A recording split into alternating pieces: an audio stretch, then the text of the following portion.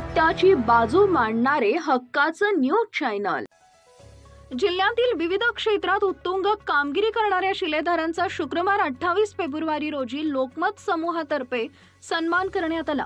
या 40गाव तालुक्यातील उंबरखेड येथील सामाजिक, शैक्षणिक, राजकीय क्षेत्रात प्रदीर्घ काळ सेवा केलेले वयोवृद्ध नेते, परखड स्पष्ट वक्ता असलेले उंबरखेडचे माजी सरपंच, सर्वोदय शिक्षण संस्थेचे सचिव, जळगाव जिल्हा कॉटन फेडरेशनचे व्हाईस चेअरमन उदयसिंह मोहन पाटील यांचा लोकमत शिलेदार म्हणून आज सन्मान करण्यात आला।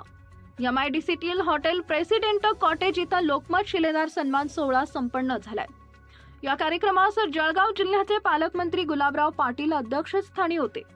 खासदार स्मिता वाघ, जळगाव शहराचे आमदार सुरेश भोळे, मुक्ताईनगरचे आमदार चंद्रकांत पाटील, उद्योजक श्रीराम पाटील, ज्येष्ठ विधिज्ञ ॲडव्होकेट संजय राणे या मान्यवरांची प्रमुख उपस्थिती होती।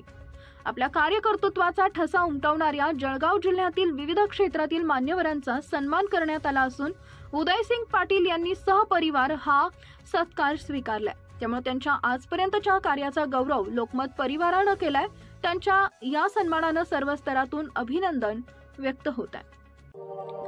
अशाच ताज्या बातम्या पाहण्यासाठी सह्याद्री न्यूजला लाईक करा, सबस्क्राईब करा आणि बेल आयकॉन प्रेस करा। धन्यवाद।